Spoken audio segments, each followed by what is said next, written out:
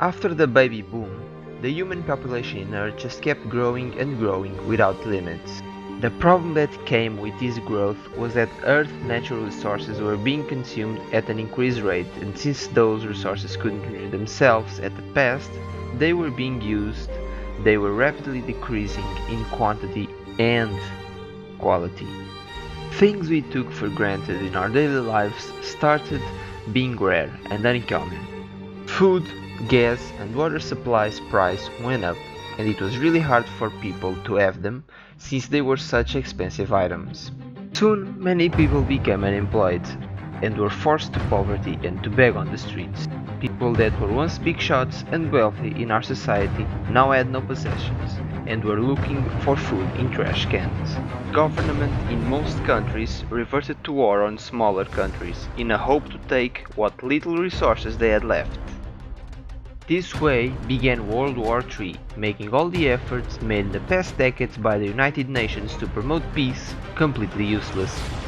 Nuclear warheads were launched in a desperation act by countries to protect their interests, destroying most of the landscape. There were very few survivors, and these are their reports of how they managed to live in a post-apocalyptic scene that is Earth now. I'm Sergeant Richard. I fought in World War III and I saw things no man should ever see in their entire life. The human being can do many horrible things in war. Children being slain, entire families separated, young boys used as soldiers, and people dying in streets like dogs, starved to death. It reminded me of those pictures that were shown to us in school when we were young about World War II. Although this war wasn't started by racial hatred, it brought out the worst part of the human race, and it soon represented the pictures we were shown. Hi, my name is Bear Grylls and I'm a survivor. It's been over 9,000 days since the war started, and I think that I'm the only survivor. And if I'm not, there aren't many others, because I've been living alone for many years without finding anyone else. I've been getting all my resources for what is left from the forest, and it's been really hard.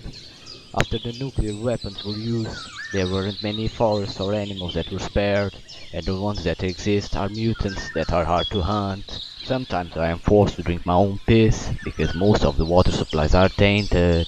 It was disgusting at the beginning, but now I'm used to it. It's still weird eating mutant food, but I like to think as a delicacy.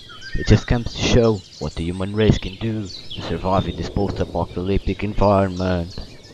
After hearing these two reports from survivors that show how the lack of resources in Earth, especially food, has affected them, we thought of a solution that in our opinion is the best, and that has the power to solve most of the problems that might emerge in the future.